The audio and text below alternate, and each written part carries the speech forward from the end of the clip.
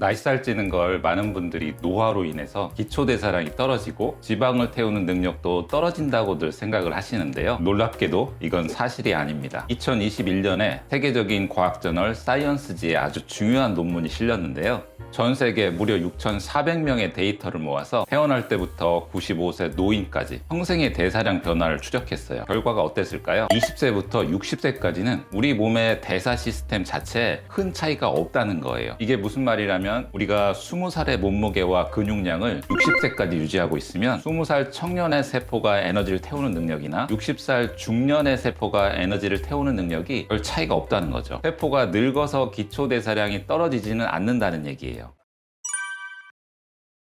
정말요? 근데 대부분의 사람들이 40대 넘어가면 뱃살도 붓고 후덕해지지 않나요? 그렇죠. 대부분 그렇게 느끼실 거예요. 분명히 예전보다 살이 잘 찌는데 20대랑 엔진이 똑같다고? 말이 안 되잖아. 분명히 이렇게 생각하실 건데요. 좀 전에 소개드린 사이언스지에 발표된 논문의 전제는 20대 때 근육량과 활동량을 그대로 유지하고 있다는 가정하에서 20대와 60대가 크게 다르지 않다는 거예요. 순수한 나이 효과, 즉 노화로 인한 기초대사량 변화는 크게 없다는 거죠. 그런데 현실은 우리 몸이 20대 때하고는 다른 게 있죠. 안타깝게도 30대 이후부터 우리 몸의 근육은 매년 0.5%에서 1%씩 야금야금 빠져나가요. 이게 1, 2년은 금방 티가 안 나는데 20년이 쌓여서 50대가 되면 20대보다 근육이 10%에서 20%가 줄어든 상태가 되는 거죠. 결국 엔진 성능은 그대로인데 엔진 크기가 작아져 버린 거예요. 그래서 지방을 적게 태우는 작은 엔진이 되어서 나이살이 찌는 거고요. 결국 대사량이 떨어진 건 내 몸의 기능이 떨어진 게 아니라 내 근육이 줄어서 그렇게 된 거죠. 여기에 한 가지 더 조금 더 깊이 들어가면 전문용어로 제지방의 구조 변화라는 게 있는데요. 체지방이 아니고 제지방이라고 하는 건 지방을 제외하고 나머지 조직을 말하는 거예요. 근육, 뼈, 수분, 뱃속의 장기, 인대 힘줄 같은 결합 조직까지 다 포함된 무게예요. 젊을 때는 이 제지방 목록에 활발하게 에너지를 태우는 근육세포와 내장 장기세포가 가득 차 있어요. 그런데 나이가 들고 관리를 안 하면서 같은 무게라도 그 안에 구성이 바뀌어요. 에너지를 펑펑 쓰는 근육세포가 줄어들고 에너지를 별로 안 쓰는 수분이나 결합 조직, 그러니까 힘줄이나 인대 같은 조직 비율이 늘어나는 거죠. 비유하자면 똑같은 크기 사무실인데 20대 때는 일 잘하는 직원이 꽉 차 있었다면 나이가 들면서 일 안 하고 쉬는 직원이 늘어난 셈이에요. 당연히 사무실 전체의 생산성이 떨어지겠죠. 우리 몸에서는 기초대사량이 떨어지는 거고요. 다만 다행인 건 이 제지방 조직의 비율 변화가 40, 50대까지는 우리가 운동으로 충분히 되돌릴 수 있다는 거예요. 나이살 찌는 건 그럼 근육량이 줄기 때문인가요? 두 번째로 중요한 이유가 있는데요. 바로 활동량 감소예요. 젊을 때는 차 없이 걷고 서 있고 친구 만나러 돌아다니는 시간이 참 많았죠. 그게 힘들다는 생각조차 없었던 청춘이었잖아요. 근데 지금은 어때요? 출근해서 하루 종일 앉아 있고 퇴근하면 차로 계속 이동하고 집에 와선 소파에 눕죠. 나이가 들면서 대부분 굉장히 몸을 사리게 돼요. 뭐 좀 하면 다칠 것 같아서 안 하려 하고 다음날 힘들 것 같아서 빠지고 싶고. 여행은 어때요? 배낭여행이나 자유여행 잘 안 가고 패키지로 편안하게 버스로 돌아다니죠. 이렇게 본격적인 운동이 아니어도 생활 속에서 쓰는 에너지를 영문 약자로 NEAT, NEAT라고 하는데요. 모든 사람이 그렇지는 않겠지만 이 활동량이란 게 대부분 중년 이후에 급격히 줄어들어요. 근육량 감소, 활동량 감소. 이 두 가지가 바로 나이살의 진짜 원인인데요. 물론 이건 호르몬 문제나 병리적인 문제가 있지 않는 일반적인 부분에 국한해서 설명드리는 거니까요. 구체적인 질환에 해당되는 영역은 제가 다른 영상에서 많이 설명드리고 있습니다. 그럼 중년에도 20대처럼 기초대사량을 올릴 수 있는 방법이 있을까요? 물론입니다. 나이 들었으니까 어쩔 수 없어 하고 포기할 게 아니라 작아진 내 몸의 엔진을 다시 키우면 됩니다. 첫 번째로 기초대사량을 올리는 가장 강력한 방법은 근력 운동인데요. 기초대사량은 가만히 누워 있어도 생명 유지를 위해 쓰는 에너지예요. 이 에너지의 상당 부분은 뇌, 심장, 간, 신장이 쓰고 골격근도 같이 사용을 해요. 이 중에서 나이가 들어도 직접 키울 수 있는 조직은 근육뿐이에요. 근육은 지방보다 에너지 소모가 훨씬 크고 쉬고 있을 때도 계속 칼로리를 태우는 대사 활동을 하는 조직이에요. 1994년에 재미있는 논문 한 편이 발표되었는데요. 50세에서 65세 성인을 12에서 16주간 근력 운동시킨 연구 결과에서 기초 대사량이 5에서 8% 정도 증가했다는 보고예요. 이게 어떤 현상일까요? 이건 단순히 운동할 때만 칼로리를 태우는 게 아니고요. 24시간 내내 쉴 때도 잘 때도 기초 대사량의 기본 세팅 값이 올라간다는 거예요. 하루에 200kcal 올라간다면 일주일이면 1400kcal, 한 달이면 6000kcal, 1년이면 약 7만 kcal죠. 이건 거의 10kg 지방에 해당하는 수준이에요. 일주일에 두세 번, 한 번엔 30분 정도만 투자하면 충분하신데요. 여기서 중요한 건 허벅지, 엉덩이, 등,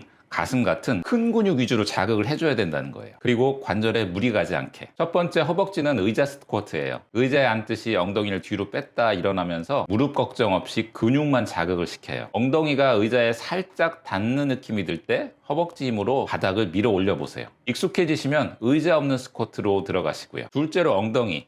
누워서 하는 브릿지예요. 무릎을 세우고 엉덩이를 들어 올려서 꽉 쥐어 짜세요. 허리를 과하게 꺾지 말고 엉덩이 근육에만 힘이 들어가는 데 집중하시고 3초를 버텨주세요. 세 번째, 등은 슈퍼맨 자세예요. 엎드려서 만세하듯이 팔다리를 동시에 들어 올리면 척추와 등 전체가 탄탄해져요. 목에 힘을 빼고 시선은 바닥을 본 상태에서 등 근육이 뻐근해지는 자극을 느껴보세요. 넷째, 가슴은 벽 푸시업이에요. 바닥 대신 벽을 짚고 밀어내면 손목 통증 없이 안전하게 운동할 수 있죠. 발 위치를 벽에서 멀리 둘수록 운동 강도가 세지니까요. 내 컨디션에 맞춰서 거리를 조절하시고요. 이것도 익숙해지시면 엎드려서 한 단계 레벨업 하시고요. 처음에는 약한 강도에서 적은 횟수로 시작했다가 점차 강도, 횟수, 무게를 늘려주세요. 15회씩 3세트까지. 중요한 건 완벽한 운동이 아니라 약간 숨이 찰 정도를 꾸준히 반복하는 거예요. 이렇게 두세 달만 지속해도 근육량과 기초 대사량이 서서히 올라가는 걸 대부분 체감으로 느낄 수 있어요. 두 번째, 충분한 단백질 섭취인데요. 근력 운동이 근육에 자극을 준다면 단백질은 그 자극이 실제 근육으로 변하도록 돕는 재료예요. 나이가 들면 동일한 단백질 운동 자극에도 근육 합성이 덜 일어나요. 인슐린 저항성처럼 일종의 단백질 합성 저항성이 생기는 거죠. 30대 때 체중 1kg당 0.8g으로 충분했던 사람이 50, 60대에는 체중 1kg당 1에서 1.6g 정도가 필요해요. 체중 60kg이라면 하루에 60에서 96g 사이가 필요한 거죠. 신장 질환이 있다면 조절이 필요하지만 건강한 중년 성인들은 단백질을 꽤 많이 드시는 게 근감소 예방과 기초 대사량 유지에 도움이 돼요. 여기서 중요한 건 먹는 타이밍 조절인데요. 단백질 페이싱이라고도 표현을 해요. 한 끼에 몰아서 많이 먹기보다는 한 끼당 20-30g씩 아침, 점심, 저녁에 나누어서 먹는 게 근육 합성에 유리하죠. 예를 들어서 아침에는 계란 2개랑 그릭 요거트 드시고 점심에는 닭가슴살이나 생선, 저녁에는 고기에 두부나 콩을 곁들이면 하루 필요량을 채우기 쉬우실 거예요. 여기에 근력 운동 2시간 이내에 단백질 20-30g을 추가하면 운동 자극과 시너지를 내면서 근육이 잘 붙어요. 세 번째,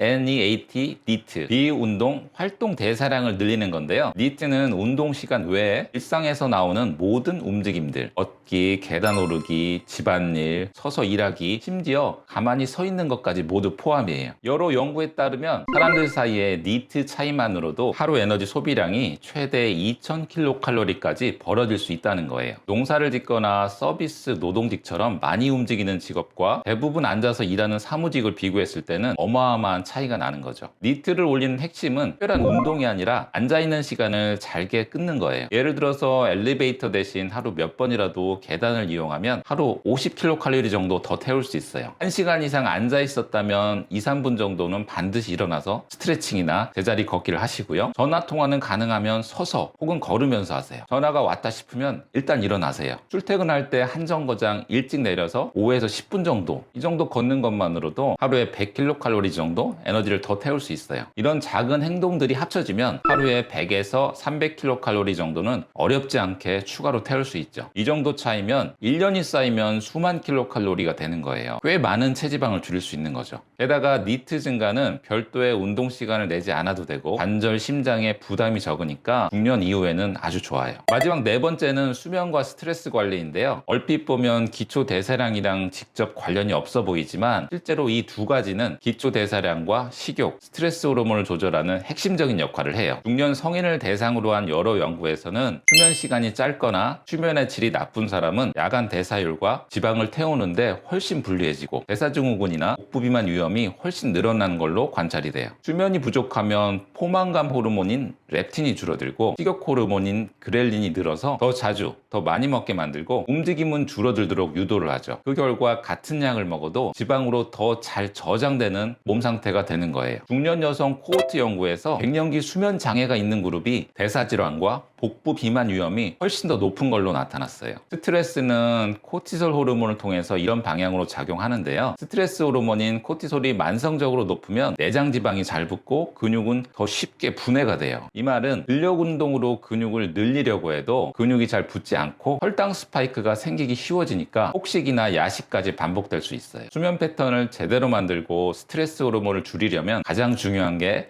같은 시간에 자고 일어나는 거예요. 두 번째로 성인 기준으로 7시간에서 8시간 수면을 확보하는 건데요. 수면 시간이 정말 중요해요. 최소한 7시간은 자야 살이 잘 빠지거든요. 이건 꼭 하셔야 돼요. 셋째로 취침 시간 1시간 전에는 휴대폰, 컴퓨터 같은 밝은 화면을 피하고 조명을 낮춘 상태에서 독서나 가벼운 스트레칭, 명상을 하면서 뇌에게 취침 모드로 전환을 시키는 거예요. 이렇게 잠을 준비하고 자는 거랑 그냥 휴대폰보다 자는 거랑은 수면의 질이 전혀 달라요. 네 번째로 요즘 많은 분들이 커피를 달고 사시는데요. 카페인은 오후 2시 이전에 마시시거나 끊는 게 좋아요. 마지막으로 일과 휴식의 경계를 분명히 해서 정해진 시간 이후에는 일 관련된 메시지를 보지 않는 거예요. 만성적인 스트레스는 일과 휴식을 엄격하게 분리해줘야 벗어날 수가 있어요. 많은 분들이 60세까지도 기초대사량을 담당하는 뇌세포가 늙지 않는다는 사실에 반가우셨을 거예요. 더 나아가서 지금부터라도 근육과 일상 활동량, 수면과 단백질을 관리하면 대사 나이를 거꾸로 흐르게 할 수 있다는 거죠. 나이가 문제가 아닙니다. 지금 내가 매일 쌓아가는 습관들이 나의 생체 나이를 스스로 결정할 수 있는 거예요. 우리 하는 김에 20대로 결정해 보시죠. 오늘도 변화의 주인공은 바로 여러분입니다. 화이팅!